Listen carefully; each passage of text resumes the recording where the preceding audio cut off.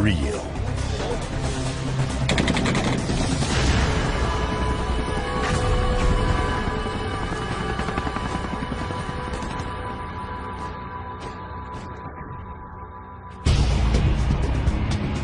Mosul, Iraq, 2005. Army Staff Sergeant Adam Lingo is hunting down an elusive enemy. I want to see some kicks. He records his unit as it conducts raids trying to kill or capture insurgents. People want to see the sterile, watered-down version of what's going on. They don't want to see, accept the reality that war is nasty.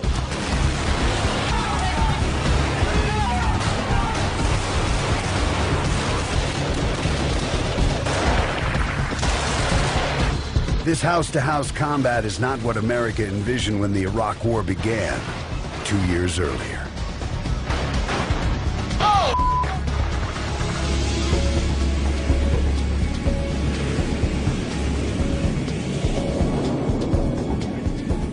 March 20th, 2003. Major Mark Hain is on a top-secret mission over Baghdad. As the sun begins to light the sky, he fears that anti-aircraft batteries will spot his F-117 stealth fighter. I said, well, I could see them. Does this mean they could see me? Think about it. Black aircraft flying in a blue sky is a juicy target. But he remains undetected, reaching his target, and drops 2 satellite-guided bunker-busting bombs. The war has begun.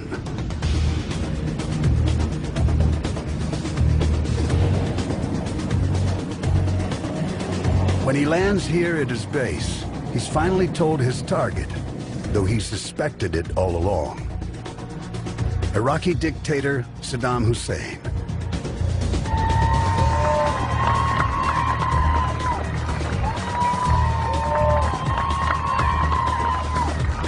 Couldn't hear anything over the noise of the engines and everything out there, but I could tell that everybody was pretty pumped. Their happiness is short-lived. A few hours later, Saddam appears on Iraqi TV, very much alive, and ranting about the U.S. attack.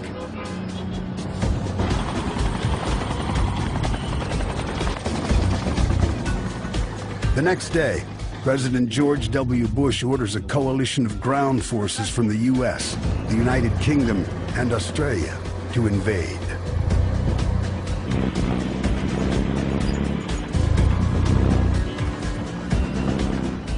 The troops plow through defensive berms and tank traps and begin to cross the border from Kuwait into Iraq.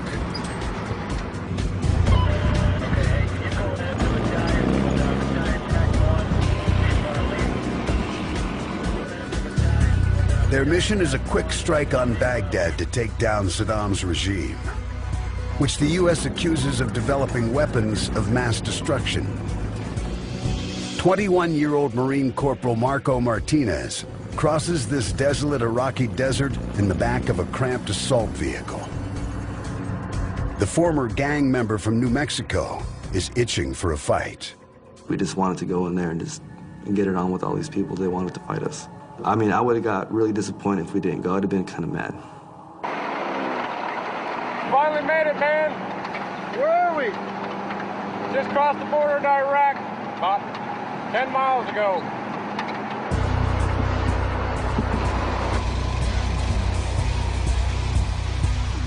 This wave of American tanks, trucks, and troops speeds towards Baghdad. Marine Staff Sergeant Nick Popovich, a veteran of the Gulf War, leads his men in a 70-ton Abrams tank. Some guys get nervous, and they're a little worried about it because it is an unknown, and what I would tell them is combat's one of those unique things. You don't have to have done it before to be good at it. Going to war is like the Super Bowl, like you made it, like you're actually performing it. It's like sitting on the bench for a couple years and then all of a sudden getting to play in the game. Martinez is confident, but worries that Saddam's army might use their WMDs if forced into a corner.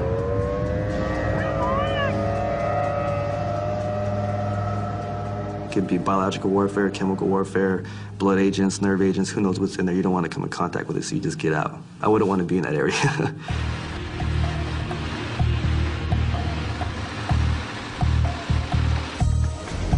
To reach the capital city, these forces must cross over 300 miles through southern Iraq, home to the majority of Iraq's Shiite Muslim population. Saddam, a Sunni Muslim, has brutally oppressed the Shiites for decades. And many Iraqis here are happy to see American forces. The first Iraqi I seen was a farmer. And he was looking at my tank as I was going by, and I was looking at him. And I waved at him, and he waved back. And I thought, okay, well, that's a good sign, you know?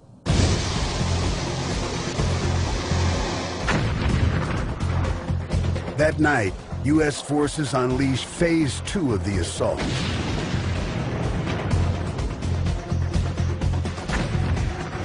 It's called shock and awe.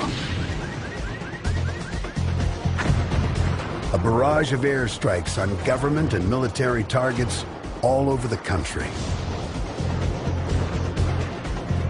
It's designed to convince Saddam's 400,000 troops to surrender.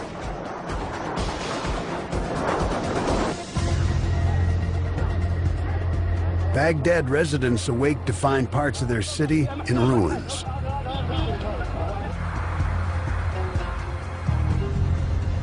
Corporal Martinez sees signs that shock and awe is working. All the way up to Baghdad, it was just littered with green uniforms. All over the ground, deserters. And I remember I turned to this guy named Garcia. He was on my fire team. I said, you know what, this is gonna turn into a guerrilla war. Watch. After the airstrikes, U.S. tanks annihilate the enemy.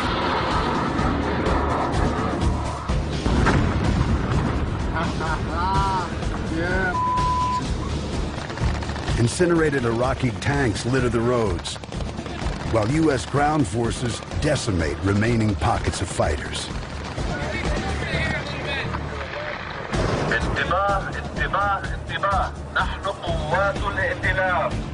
These Marines encounter an Iraqi army unit eager to surrender. So those are your men. Do your men have weapons? Do your men have weapons over there? They say we leave it over there. Go. Okay. We had an entire battalion surrender to my squad. They obviously knew what they were doing. They had been trained, but they just didn't have the heart to fight. If they actually wanted to fight, we would have taken heavy casualties. I remember thinking to myself, well, we all could have died here. Martinez pushes on. Part of an Allied operation on its way to becoming one of the fastest armored assaults in history. It kind of became a blur because, I mean, I'm being realistic. We didn't sleep for the first 3 days straight. We didn't sleep. But the sheer speed of the run up country presents daunting challenges. Vital supply units in the rear can't keep up with the combat units leading the way. Sometimes we ran out of food, ran out of water. Just supply couldn't keep up with us because we were going that fast to Baghdad. One of those supply convoys falling behind is the Army's 507th Maintenance Company. Somehow our vehicles, our company vehicles, just kept breaking down and people getting stuck in sand. It was just kind of a one thing after another nightmare. 19-year-old Private Jessica Lynch from rural West Virginia sits nervously in the back of a Humvee with 2 others in her unit. Most of us were, 19, 20 years old. This was our first war. Straight out of high school, we weren't really sure what to expect.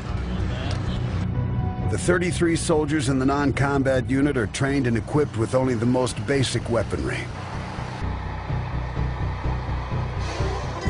Early on the morning of March 23rd, Lynch and her comrades lose sight of the Patriot anti-missile convoy they're supposed to be following. When you look around you and you see 1,000 other trucks beside you, and then the next time you look around and there's nothing. I mean, there's sand as far as you can see.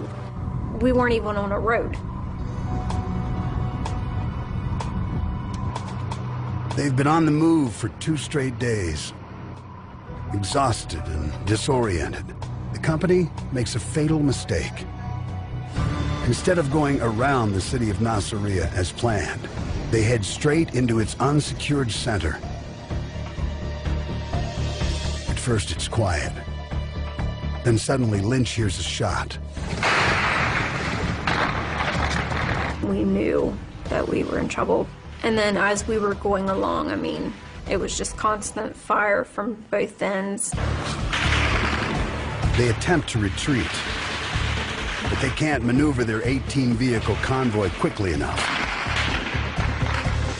Lynch is trapped in a hail of gunfire. She desperately tries to get her weapon working. There was so much sand jammed up inside of it. It wasn't working, plus you were shaking so bad where it was just nerves. And it was just a kind of a, well, this is it. Let's pray and hope we make it through it. Just then, a rocket-propelled grenade hits Lynch's Humvee. They slam into another Army truck.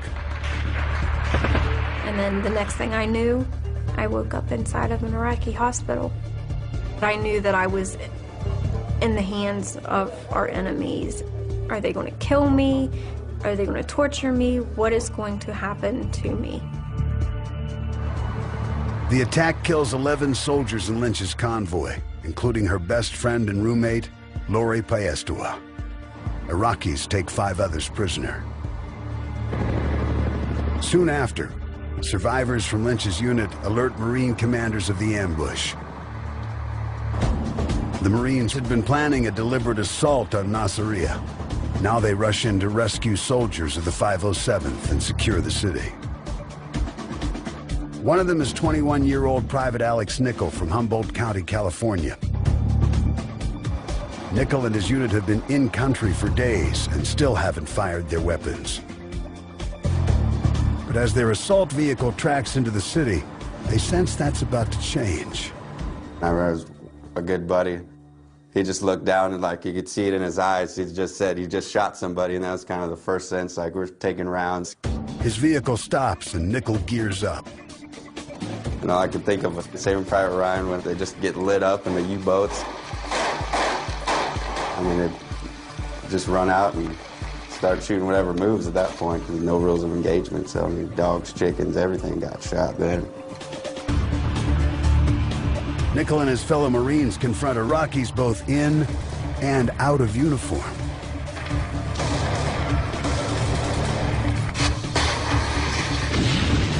It's the first major battle of the war, and the first large U.S. death toll.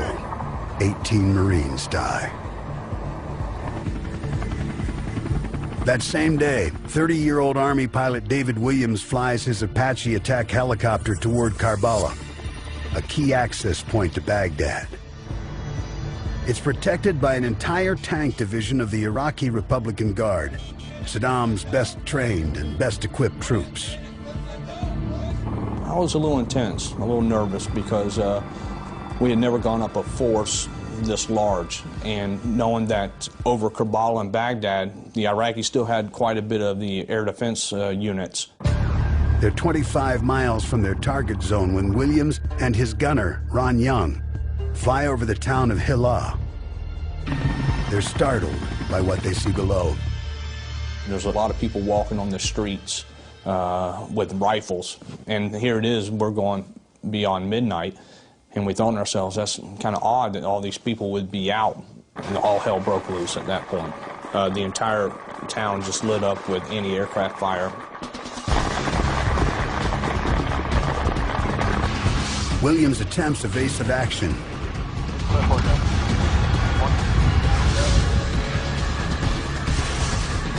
But his Apache is riddled with bullets. Ron was screaming, turn left, turn right, and at that point I knew that we were going down. He fights the controls and manages to crash land in a rice paddy. With sunrise approaching, they scramble from the wreckage and flee. Ron and I evaded for about an hour and a half. In between the rice paddies, they have these irrigation canals, and Ron and I had gotten to the water with just our noses above the water. But the Iraqis scour the area and eventually discover them. I was struck in the head with the stock of the AK-47. Ron took one to the back of the head, and at that point they bound our hands behind our back. The next day, the dazed soldiers appear in this video on the Arab TV network Al Jazeera. I can't believe this is happening. I don't want to die in this country, knowing how the Iraqis treat the prisoners. And all the while, I thought about my little girl and my little boy. Their captors ask them questions about their mission.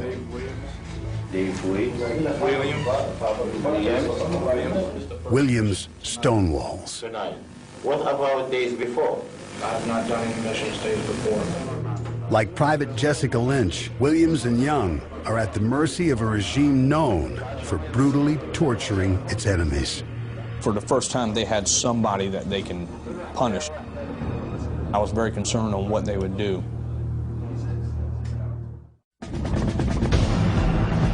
It's less than a week after the invasion of Iraq. Army Captain Carter Price from West Virginia commands a company of 14 tanks en route to Baghdad. Price thinks his men are ready for anything that comes their way. Until he sees this, a massive sandstorm.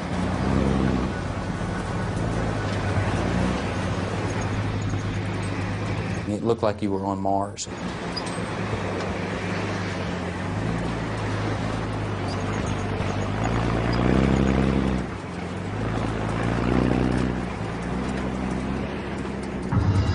A photographer with Price's unit captures this picture. That's real, that's not a camera effect. Because of the way the light hits it, it turns everything red or orange.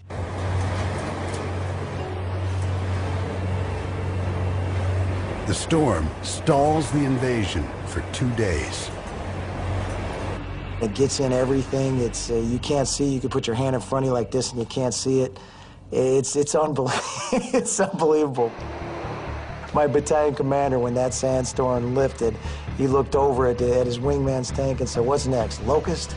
When it clears, Army and Marine units mount up and keep pushing north.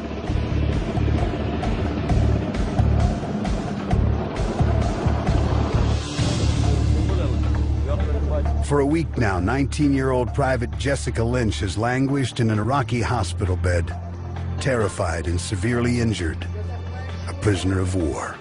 There was a point where I thought I would never be found. This was how I was going to die, you know, not getting help, not, you know, ever seeing my family again. On April 1st, she thinks she hears a helicopter and then shouting right outside her room.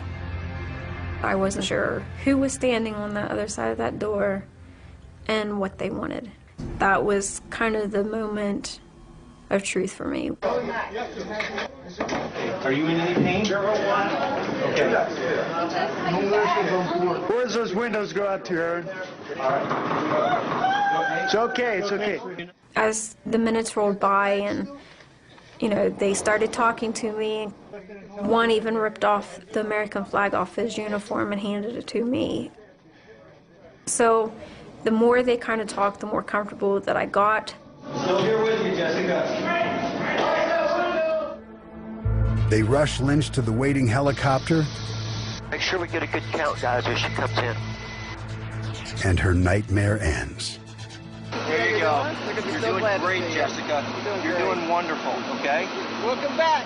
And I realized, oh my gosh, I get to go home and I get to see my family and I get to eat a turkey dinner with mashed potatoes and applesauce. Lynch's rescue isn't the only good news for U.S. forces. Saddam's army is rapidly disintegrating and still hasn't used weapons of mass destruction. As time progressed, the issue of WMD kind of went to the back burner, and we were more concerned with fighting these different factions that were found within Iraq. But with the Iraqi army all but defeated, U.S. troops immediately face a new and deadly problem. They can't distinguish friend from foe. It's just one minute they're smiling, the next minute they're trying to kill you. And it's hard to fight a war like that. 80 miles southeast of Baghdad, these Marines set up a checkpoint. They're trying to identify Iraqis who may join a growing guerrilla force, ready and willing to kill Americans. Certain indicators to look for, the haircut, the boots, shoes, how well they are dressed, how much money they are carrying. They nabbed this 20-year-old walking along a road from Baghdad. He has a book containing notes supporting Saddam's regime. All right. He ran up to Baghdad, and then he came back down south. And the whole time he kept this book. He knew if we found this book, he was going to get in trouble. He claims the notebook isn't his, but his story doesn't add up. He's my cousin, and I was writing, and just I want to give it back to him. Tell him if he's lying, he's going to get himself into more trouble. The interrogation uncovers no solid evidence. I think this kid might just be confused. So they let the young man go, not knowing if they made the right call. Almost 3 weeks into the invasion, U.S. soldiers and Marines continued tightening the noose around Baghdad. And British soldiers are securing the cities of Qasr and Basra.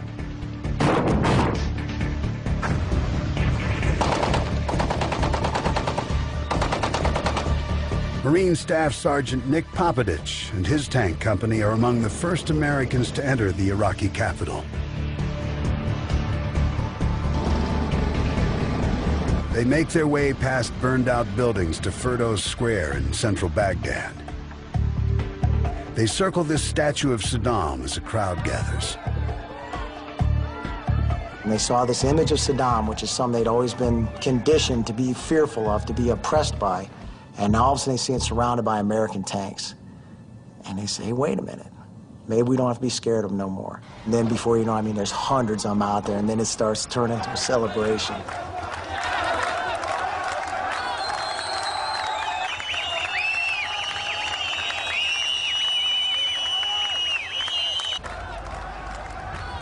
Then an Iraqi child approaches a U.S. Marine with a proposition. And he goes up to the vehicle commander, Gunny Lambert, and he says, Mister, can you help us pull down the statue? So it was just a kid. It was some kid's idea.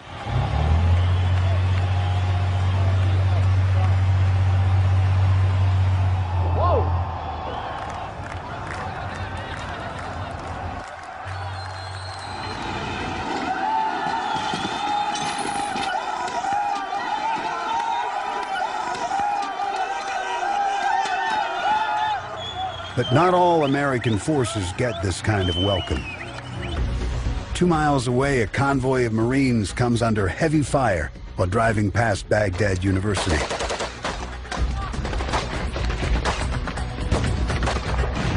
They take cover and organize a counterattack.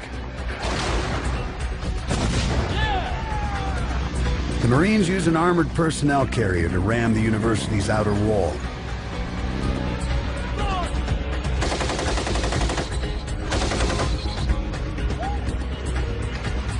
They split into small units and methodically take out their targets.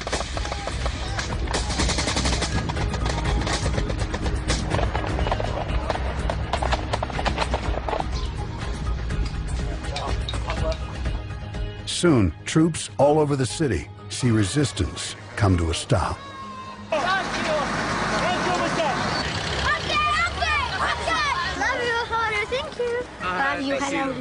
Everyone was greeting us with flowers. Thank you very much. Yeah, you know, people kissing us and stuff like that, and it was just a really warm reception. And it felt really good at that point. You're like, hey, you know, I'm doing something great. 28-year-old Marine Lieutenant Brian Chantosh looks at the scene in Baghdad and believes the job is done. While Saddam is still missing, Chantosh feels it won't be long before U.S. forces track him down. We thought that was the end state. We're in Baghdad now. We did it. Like, we're Saddam. Like, as soon as he gets captured, like, go into the palace, capture him, put him in handcuffs, and we're done. Like, let's get back on the plane and go back to the States.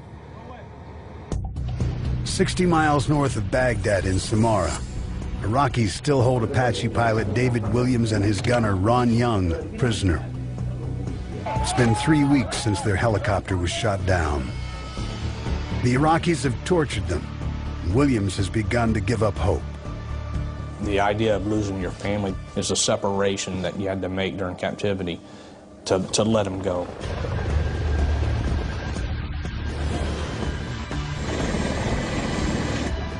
Suddenly, he hears a commotion outside his cell. I mean, just all of a sudden, in an instant, and the door was kicked open, and these Marines started running through the building, and they were screaming, "Get out, get out, get out." Marines rescue Williams and Young, along with the remaining captured soldiers from Jessica Lynch's unit. I mean, just the sheer joy, you know, you don't know whether to cry or you know, I mean, it was so hard to control your emotion. It was just incredible. Within days, Williams and Young are reunited with their families. And it was just incredible to be able to hold my wife in my arms again.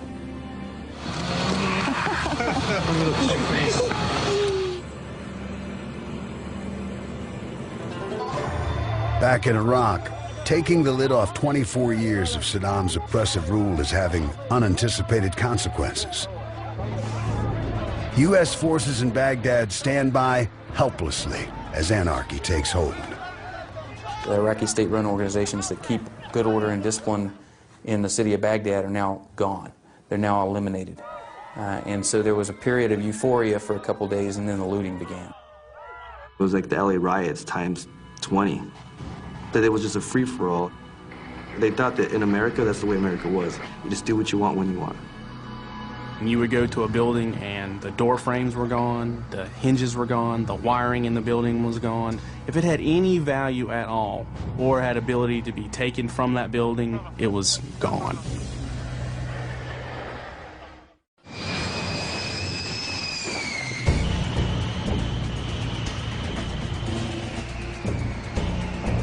The Iraq War is only 6 weeks old when President Bush declares major combat operations are over. The United States and our allies have prevailed.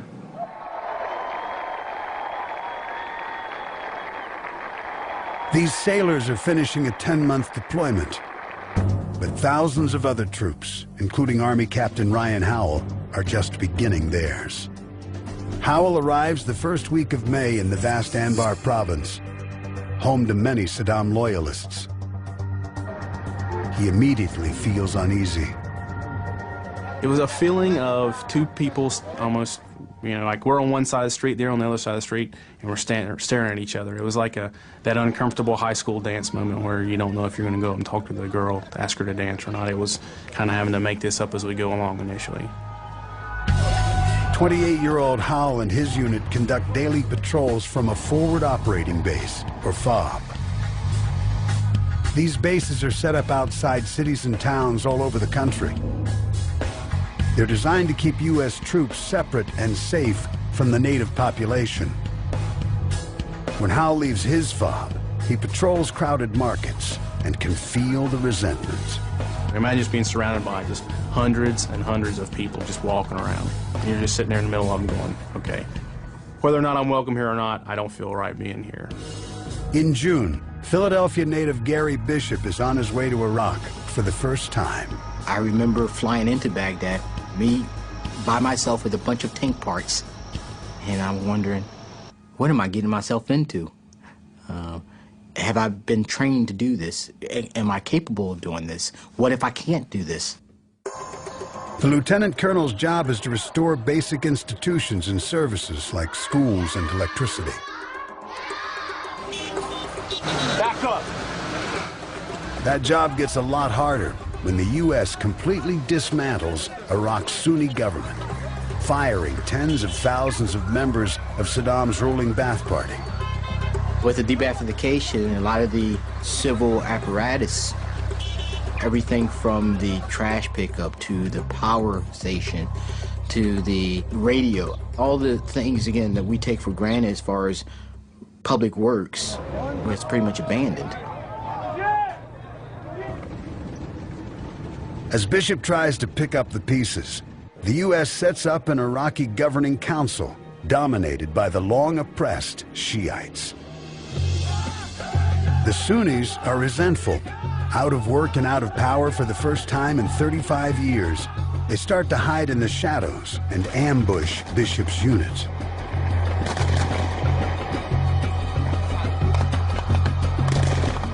For a period of time, it paralyzed my unit because it's a faceless enemy. They're hidden amongst the crowd. Soldiers hated to go on patrol. Army Major John Noggle immediately recognizes this Sunni rebellion for what it is, an insurgency. An insurgency, it strikes and then it dissolves away, and the conventional army is left with nothing to attack, nothing to hit, nothing to swing at. Most of the insurgency is in what's called the Sunni Triangle. On July 23rd, part of Captain Howell's regiment is in a convoy headed toward Fallujah, 60 miles west of Baghdad. Suddenly, an explosion rips through a Humvee. It kills 1 soldier and injures 7 more. Howell learns that the explosion was triggered remotely by insurgents hiding near the road. That was the first time we really understood that, okay, there's these things, these roadside bombs. These improvised explosive devices, or IEDs, are cheap and easy to make and use. They soon become the insurgents' weapon of choice. Howell's unit realizes the Sunni insurgents have caught them flat-footed, completely unequipped for IEDs. I'll tell you, my Humvee that my group of soldiers rode around in, it had canvas doors. It was a normal aluminum Humvee. From my own little personal part of my world, our vehicles were not armored at all. IEDs are made from everyday materials and detonated either by a pressure sensor or remote control. We saw the evolution of IEDs from using vegetable cans packed with C4 and wires in a blasting cap to more sophisticated where they put IEDs encased in concrete and are built into the road. Troops jury-rig their vehicles trying to protect themselves any way they can. We put sandbags in the floorboard. We took old flak vests. Anything we could, we would put out there. But it's the people planting these deadly devices that are the real threat. When Major Noggle arrives in the town of Khalidia in September, he finds a growing insurgency. And it's getting help from foreign fighters. We faced a homegrown domestic Sunni insurgency, but we also discovered that Al-Qaeda in Iraq had a substantial presence in our sector. Foreign Al-Qaeda fighters are entering Iraq, looking to kill Americans, sow hatred between Sunnis and Shiites, and drive the U.S. out of the entire region. For many insurgents, their rallying cry is still Saddam Hussein. Interrogator Eric Maddox is with the Special Operations Unit. For the last 5 months, their mission has been to find Saddam and arrest him. Maddox interviews over 300 Iraqis trying to figure out where he is. Finally, on December 12th, he interrogates a man in Saddam's inner circle. I brought him in and told him there's only one thing we're going to talk about, and that's the location of Saddam Hussein. He said, I don't know where he's at. I said, yeah, you do, and you're going to take us to him. After hours of intense interrogation, the man finally breaks. And he said, he's in a farm just east of the Tigris River, south of Tikrit. A Special Forces unit immediately flies the informant to the farm. Soldiers spend hours scouring every inch of the place. They find nothing. Then, without saying a word, the informant kicks a patch of ground. Soldiers take a closer look and spot a rope. They pull it and find Saddam Hussein hiding in this hole with over $750,000 in cash. There was a ventilation fan, a light, an area where he could lay down. Obviously, I was extremely excited, but I also realized we're at war, and there's 100,000 U.S. soldiers, sailors, airmen, marine out there who are still getting after it, In fact, Saddam's capture does little to change things for them. That same day in Khalidiyya,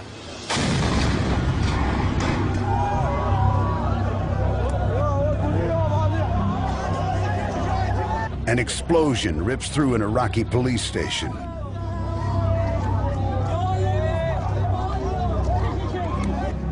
Major Noggle rushes to the scene of carnage. I mean, literally picking up pieces of human flesh and gathering evidence and talking to the people on the scene, trying to get intelligence on what happened. In the end, he finds 26 Iraqi policemen and 2 young girls dead. December 13th, 2003 for me will always be the day that Al-Qaeda attacked the police station with a car bomb, not the day that we captured Saddam Hussein. The capturing of Saddam Hussein did not end the insurgency, did not significantly change my life. The car bomb on the police station did. The bomb throws the town of Khalidiyya into chaos. There were riots in the streets.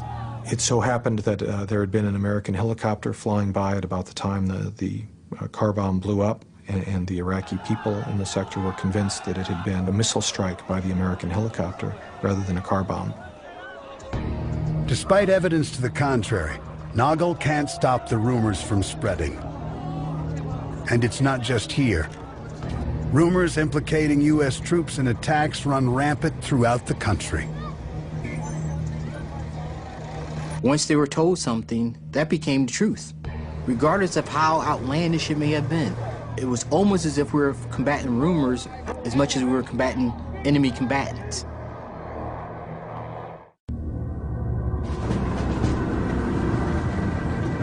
The Iraq War is a year old. Second Lieutenant Neil Prakash and his tank platoon are stationed in Baquba, 40 miles north of Baghdad.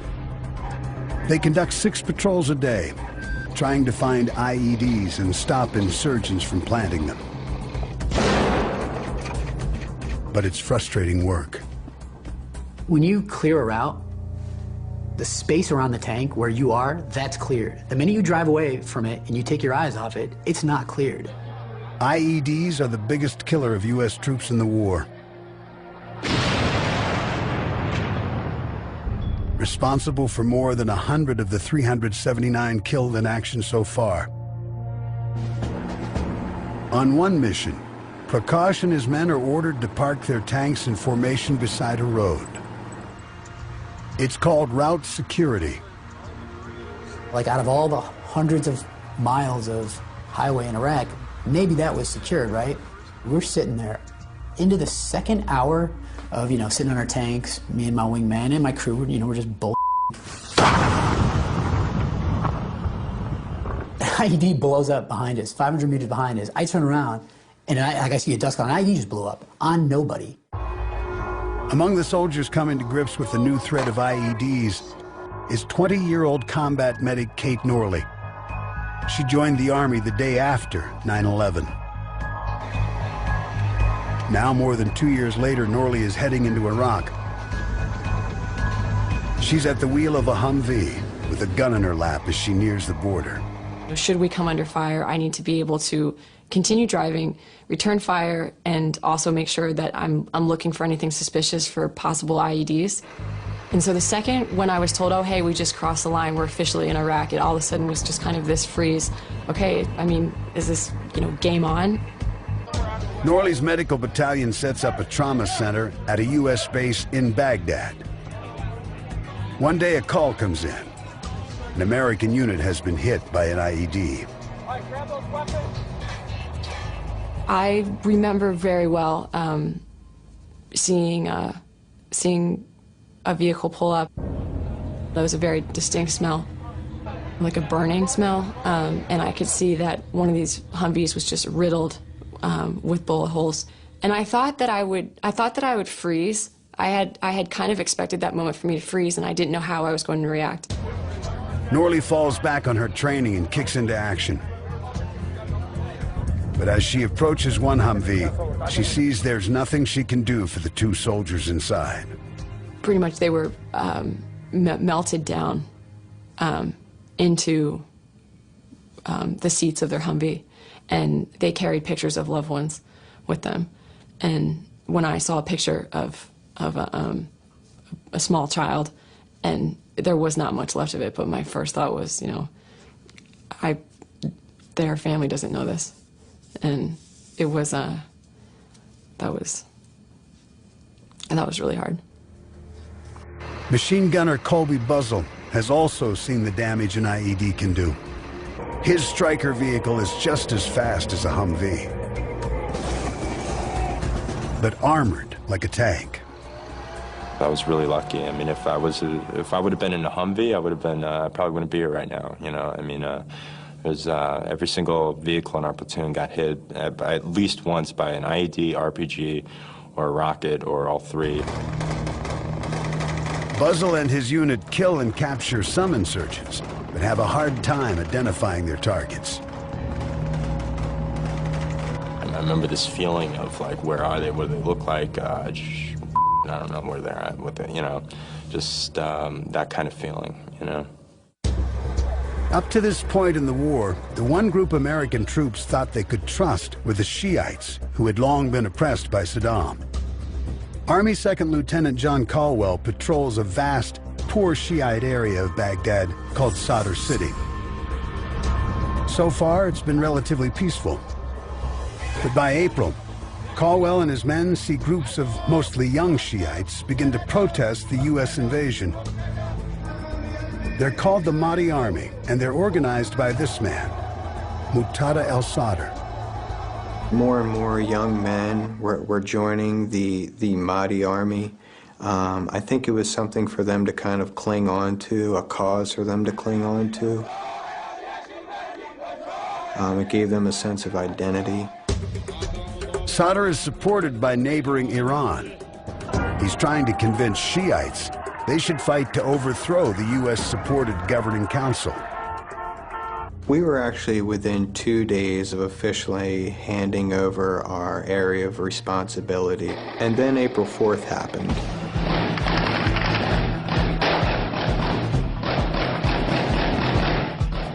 On April 4th, heavily armed groups of the Mahdi Army storm and seize control of police stations and neighborhoods in southern Iraq.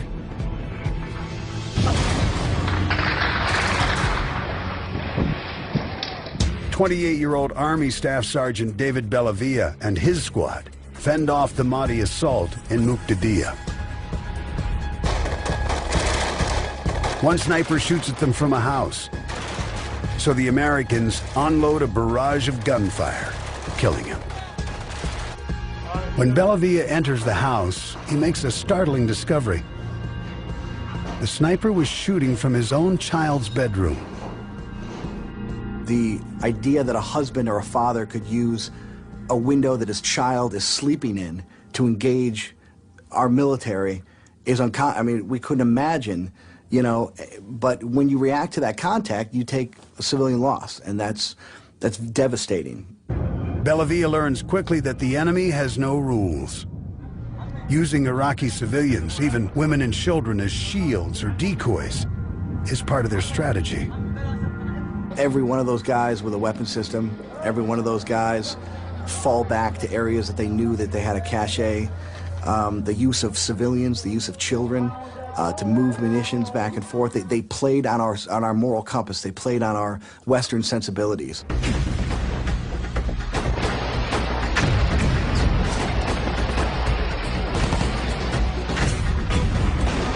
The Mahdi Army eventually folds under the sustained counteroffensive. But 2nd Lieutenant Caldwell questions what progress, if any, the U.S. is making in Iraq. If I go ahead and just shoot up this whole town and then kill everybody in my sector and destroy every building, I haven't really accomplished anything then. You know, we're just playing the same old game of shoot 'em up, and that doesn't lead to anywhere. Marine Gunnery Sergeant Nick Popadich from Indiana has volunteered for a second tour in Iraq. He's stationed in Fallujah. Popadich patrols the outskirts of this city in his Abrams tank, ready for anything. We heard a lot of bad things about Fallujah. We heard it was the place that even Saddam couldn't control when he had Iraq. Even Fallujah stuck their middle finger up at Saddam. This city of 300,000 has become the nerve center of the Sunni insurgency and headquarters of al-Qaeda in Iraq.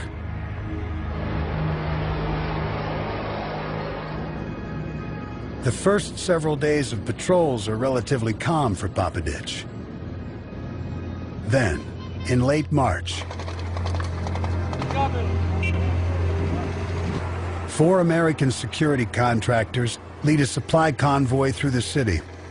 They take a shortcut, and without alerting Marine commanders, head straight to the heart of Fallujah. Even Marines themselves have steered clear of the area. I don't know why they were driving there. I certainly wouldn't have described that area as being militarily secured at that time, no. I wouldn't have advised going through there, that's for sure. The contractors are savagely ambushed, shot, burned, and dragged through the streets.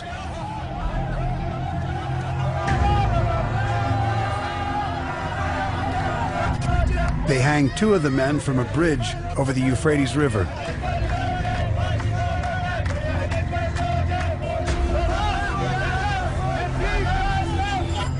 This footage is seen around the world and at the U.S. Marine base just outside Fallujah. You know, a lot of times on the news you see things that just make you so violently angry and you just wish you could do something about it. That was one time in my life that I was actually in a position to do something about it. Papadich is ready. His Marine commanders plan a surgical strike to find the killers. The Pentagon intervenes and instead orders a large-scale assault on the entire city. It's the news 25-year-old Sergeant Josue Magana has been waiting for. When we got the order that we're going to push into the city, it was exciting. It was kind of like a sigh of relief. You know, like, finally we're gonna go and, you know, this is what we came here to do. The city streets are eerily quiet. 1,600 Sunni insurgents are hiding in the labyrinth of concrete buildings and narrow streets.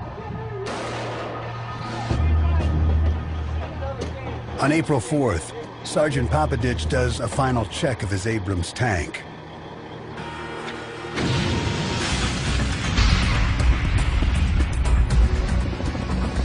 The assault on Fallujah has begun.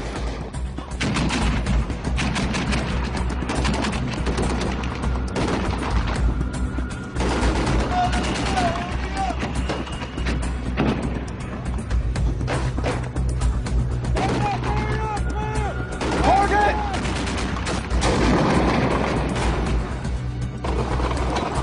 3 days in, Papadich spots a group of insurgents ducking in and out of doorways. He goes after them, tracking his Abrams down a narrow street. It's probably not the most ideal situation for a tank to be in, but every one I kill today is one less that somebody's got to fight tomorrow. So when I have them engaged, I'm not going to let them get away.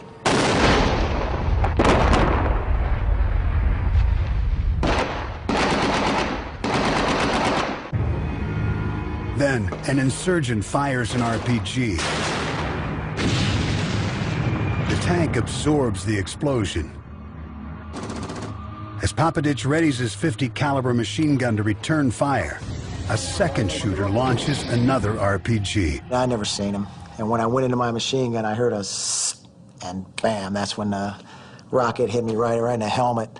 Blew my helmet apart, blew one eye out of my head, and knocked my other eye down to my sinus cavity. So for me, what I saw was a real bright flash of light, like a super intense camera flash, and then nothing, just darkness. And I could hear this like humming in my ears, like if you took a radio and put it on the static and then cranked the volume, like this, just in my ears. I couldn't hear anything. A news cameraman takes this video of Papadich moments after the attack. I was very sleepy, like I just need to go to sleep, and I knew that's a good way to die, so don't go to sleep, just stay awake.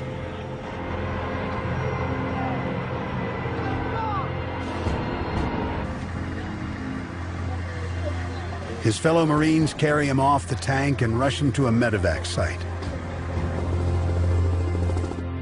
A doctor tries to repair his right eye. And I remember telling the doc, I said, look, I said, I'm gonna try and cooperate with you, but I can't guarantee you anything once you go try to pull things out of my eye. He loses that eye and most of the vision in his left one.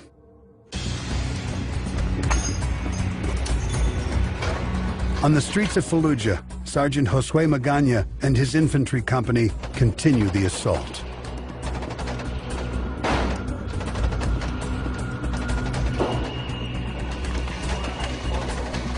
When you bust through that door, you're just kind of ready for anything that comes your way. You know, you're wondering if there is someone looking at you, is there someone waiting for you? Elsewhere in the city,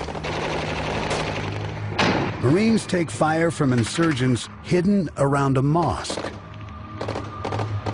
They respond by launching a Hellfire missile and a 500-pound laser-guided bomb into a perimeter wall.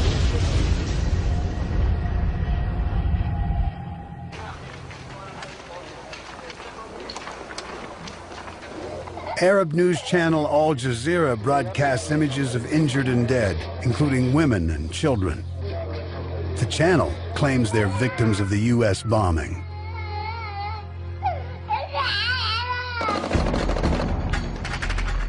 The Marines now believe they're within days of securing the entire city of Fallujah. But the televised images inflame Iraqis. Al Jazeera and many other media outlets spread a message that the United States was being indiscriminate in the use of force, was killing innocents, and that message resonated with the people of Iraq. Hey, watch your fire!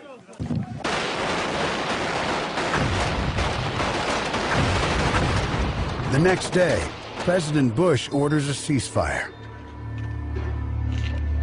The Marines remain in Fallujah, but their orders are to not initiate contact. They're upset with the decision. They want to finish the job they started. We know it's not coming from our commanders. It's not, you know, it's coming from a lot higher, telling us, hey, we're going to control you guys from, 1,000 miles away, and this is how we want to do it. No! The ceasefire makes Marines holding their ground in the city easy targets. Where is he? Oh, is that them on the roof? Hey, is that friendlies on the roof? On the roof? This one right here? Yeah! He's in there! We got friendlies on the roof! It was one-sided. We still got fired at, mortar rounds. Pretty much all we can do is kind of hunker down and just not get hit. On April 26th, Magana and his company get fed up with being sitting ducks. They secure 2 houses near a mosque, the site of frequent insurgent sniper fire, and wait. It isn't long before the enemy comes knocking. The house started, shaking and explosions, and Marines started yelling and firing, and our house started going, Marines from our house started firing back.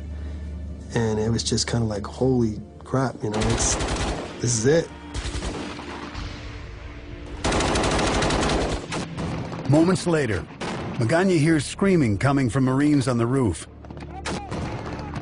He instinctively runs to help. And I heard a pop, and I remember hitting the floor, and I didn't think initially that I was shot. Bring him in here! I started kind of feeling around my stomach, and my finger went inside of a hole. So I kind of looked down a little bit, and the exit wound, my finger went in the exit wound. I guess something in my head was telling me, you're not going to pull through this one. And all I can think of is, I'm not going to see my daughter again. Magana asks his sergeant to get a letter to his 3-year-old daughter. I just wanted to have something with my writing, something that I read with my hand. It says, Hello, my little baby. It's your daddy. Just wanted to write you these few little lines.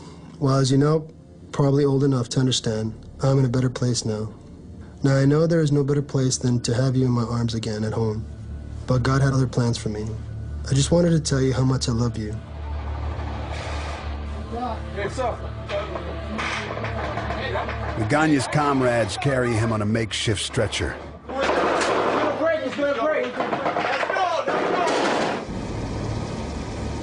They get him to safety, but he feels deep regret. I let my Marines down, you know, I should have made a better decision. And that's what really stuck with me and really killed me then. After a bloody 3-week battle, the Marines pull out of Fallujah at the end of April. Foreign fighters now flood into the city. The perceived U.S. defeat strengthens al-Qaeda's control over the Sunni insurgency. Soon, another televised scandal does even more to strengthen al-Qaeda's power in Iraq. Media outlets release photographs of American soldiers abusing Iraqi detainees at Abu Ghraib prison. The pictures of that abuse served as incredibly effective recruiting tools. Thousands and thousands of jihadis were created by that abuse. I can't tell you how many guys we buried, American soldiers we buried because of that. That was the worst time for that to happen. You took a hornet's nest and you literally threw it on a bonfire.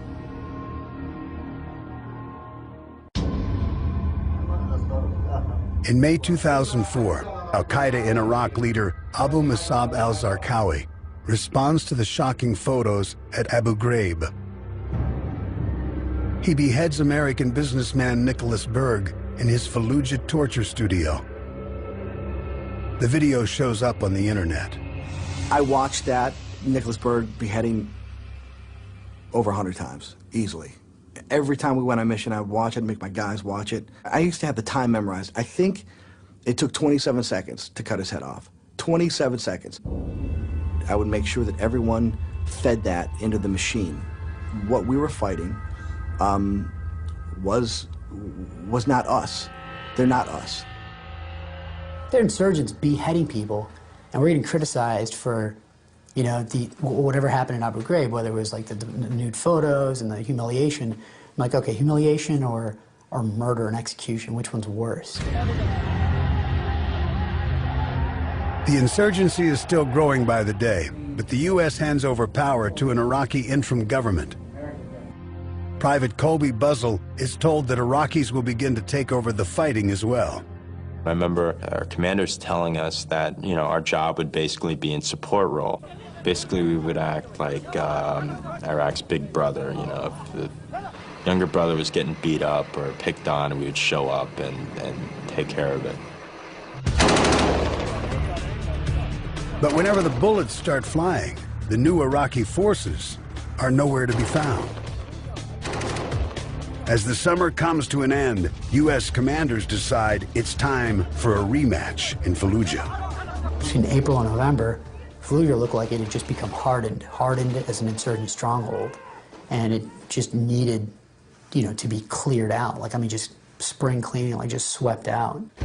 Many American troops are like Prakash, thrilled to finally face their enemies head on.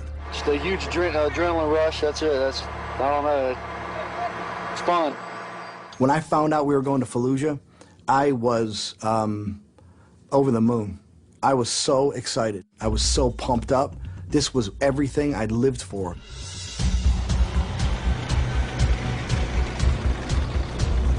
On November 8th, Operation Phantom Fury begins. Artillery batteries unleash a non-stop barrage.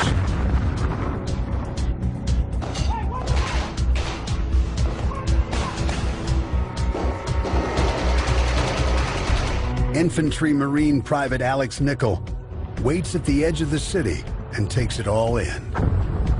Fireworks really are kind of lame now.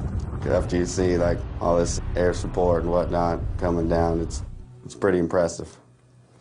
You'd think they'd get them all, but there's nooks and crannies everywhere.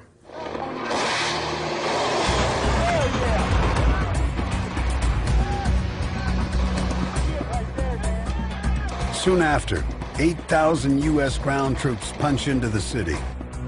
Sergeant Bellavia is pumped. But his initial move into Fallujah is met with chilling silence. The first maybe 4 blocks, we didn't see anything. Not a thing. I mean, we peppered that place. It was just this eerie quiet.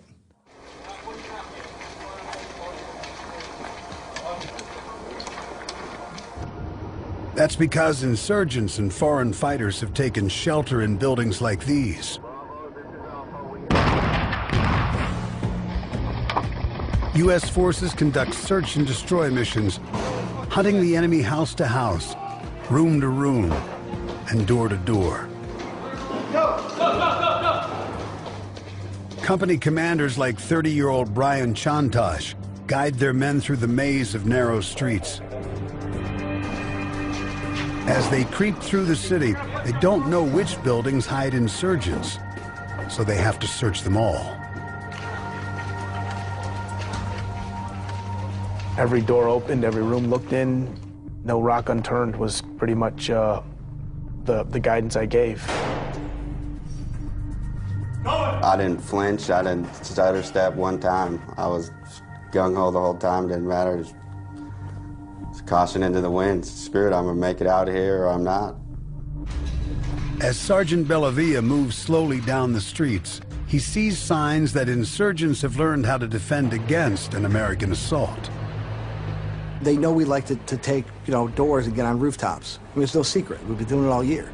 They bricked up every single entrance, windows, doors that were facing our breach point. The only door that was exposed, there was an IED there. Another thing is we like to jump from rooftop to rooftop. They would smash a roof down. So you'd fall from the roof to the second story, which is like a 15-foot drop. Break stairwells off inside homes and literally force you to take the route that they had planned for you. Get on the roof! Hey, we need to get up there. There's nothing up there. It's just a flat roof. This piece is missing right here. It's all gone.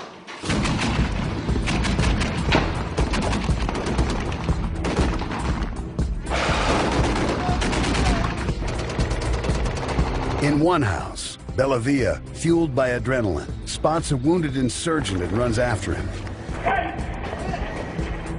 Bellavia shoots the man and chases him into a room where he plunges a knife into his chest.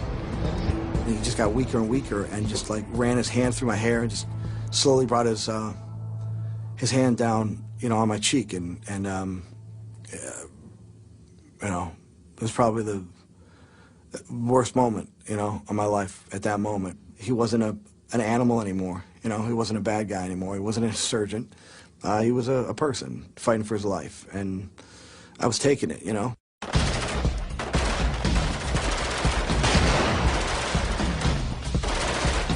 In November 2004, Captain Brian Chantosh and his company of Marines are in their 8th straight day of urban combat in the Sunni stronghold of Fallujah. On this day, they're looking for remaining insurgents. His men are beyond exhausted and living on adrenaline. The range of emotions that Marines would feel thousands of times a day. Boom, hey, I made it, I'm alive. I just kicked that door down. Okay, now I gotta go to the next door. Okay, that house is over, good.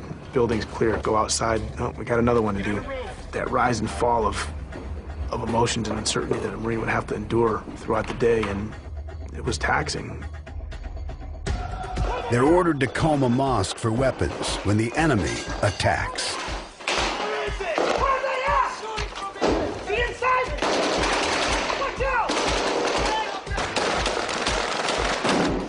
They take up a position on this rooftop and target the source of the gunfire.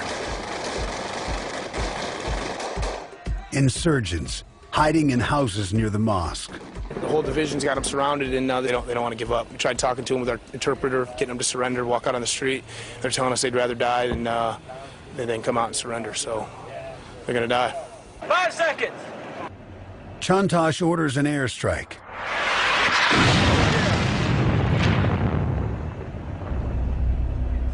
As night falls, Marines walk to the houses. They sift through the rubble. All told, they discover 21 dead fighters. We're gonna check out the body, sir.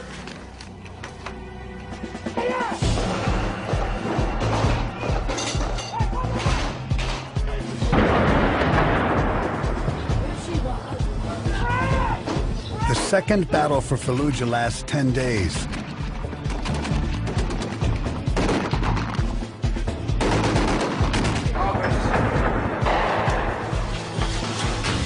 And takes a large toll. 70 Americans die. Still, U.S. troops kill over 1,000 insurgents. It's a victory for the U.S., and Sergeant Bellavia savors the moment. Fallujah was a battle that I needed, that we needed, to show that we were doing the right thing. The morale, I think, was slipping. We needed something. And when you looked around Fallujah, it was very easy to see who the good guys were. And we killed bad, and I think it was a good thing. But the ones that get away, like Al-Qaeda in Iraq leader Abu Musab al-Zarqawi, keep Second Lieutenant Neil Prakash up at night. We let out a lot of guys. Like Zarqawi was able to flee the city. We let out a lot of military-age males because we told them, there's a deliberate mission coming through here. If you're a civilian, clear out. The insurgents quickly regroup and reemerge in and around Baghdad. Everybody who escaped Fallujah came into our area, and that was our job to stop them from coming into our area and see who we can capture. Sergeant Jay Olmo is from Queens, New York, and Specialist Daniel Mayella is from Brooklyn. They're part of a tight-knit National Guard unit called the Fighting 69th. In December 2004, they run regular security patrols near Baghdad with their scout platoon. Being stationed near the Iraqi capital means they're more likely to be hit by an insurgent IED than anywhere else in Iraq.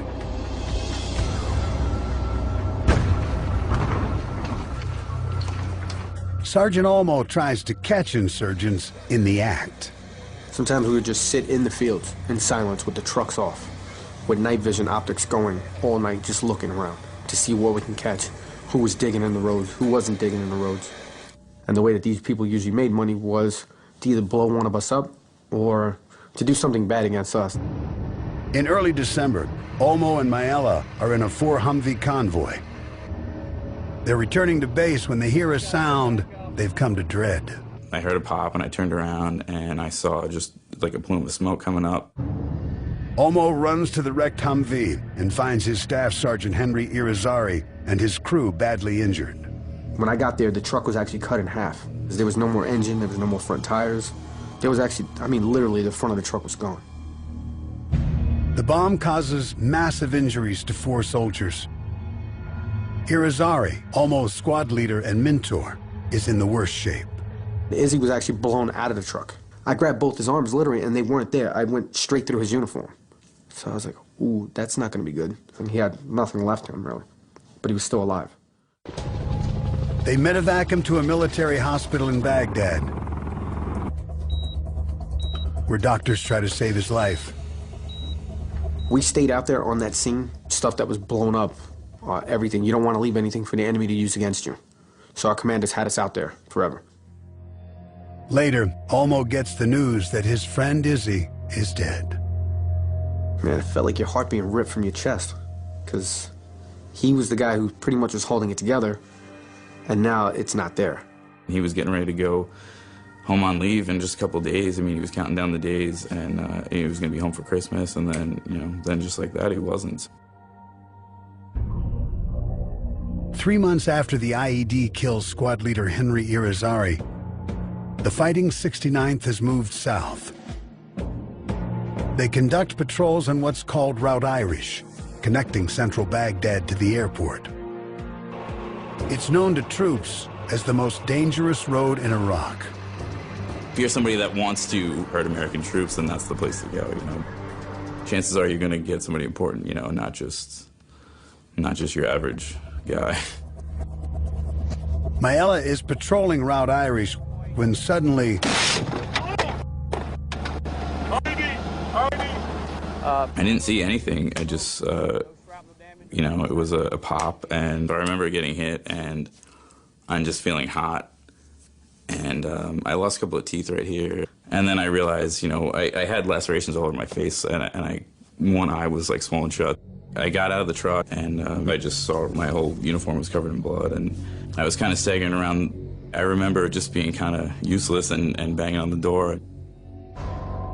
The blast kills 2 more members of Mayela and Olmo's unit. I blame myself every single day for not being there.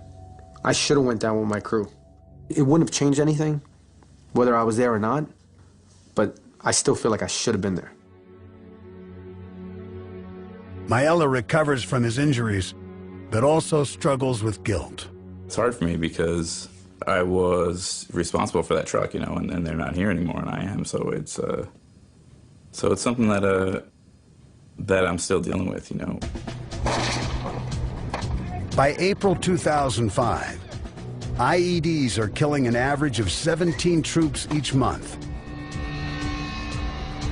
Despite the danger, Captain Brendan Heatherman and his unit patrol on foot. Their mission, not just to kill insurgents, but somehow win over the hearts and minds of Iraqis who are being terrorized by them. If you're in your vehicles, in the armor, then you're completely cold and distant from the people that you want to get to know. I wanted them to see a human being there.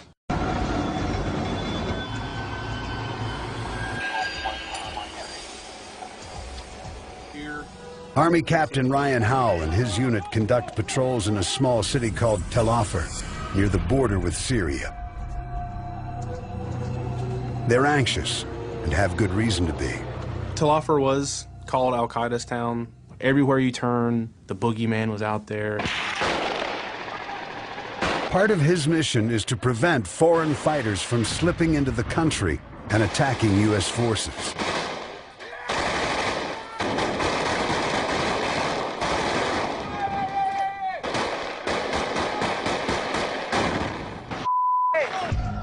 If they get past Howell's unit, they have a clear shot into Mosul, 30 miles to the east, and straight into Staff Sergeant Adam Lingo's area of operation. A lot of guys that would come across the border from Syria, called them the weekend jihadists. They'd come and fight the jihad on the weekends and then go back to work in Syria, you know, during the week.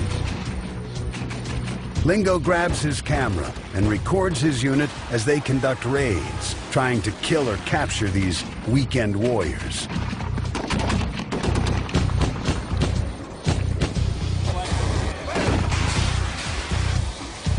About half of these raids turn up insurgents. But the rest of the time, Lingo and his men are just kicking down doors of innocent Iraqis.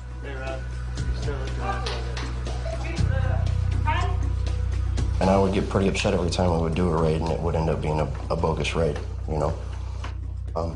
And I wouldn't blame them at all for being upset about it, at all. I mean, I would be pretty upset, too. Lingo comes to believe that high-intensity raids are doing more harm than good. So they try a very different approach. We definitely stopped using explosive breaches and stuff like that. We would basically knock on the door. They soon discover that this simple human gesture goes a very long way with the population. Marine Captain Brendan Heatherman from Oklahoma uses a similar human touch about 150 miles south in the border town of Al-Qaim. He has his men do patrols on foot. He's trying to get the people to trust his men so that they'll help the Americans identify insurgents. The stuff that really made it happen is individual patrols meeting with people. We used to call it patrolling meal to meal, because what do human beings do? They converse while they're having a meal.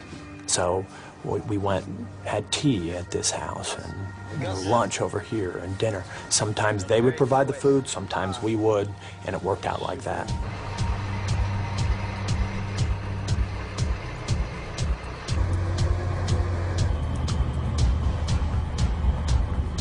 In the second half of 2005, U.S. forces go on the offensive in both Al Qaim and Tel Afar. Troops kill or scare off dozens of foreign fighters. But unlike previous operations, the Americans don't fall back to their isolated base. Instead, they hold their ground, living with the newly trained Iraqi security forces in small bases throughout the city. Anytime somebody decided they wanted to make trouble in this area, fine, we're going to stick some soldiers in your backyard. The new tactic works. It prevents insurgents from returning to areas and terrorizing the population all over again. We were really able to keep a continuous pressure on the enemy or have continuous interaction with the population.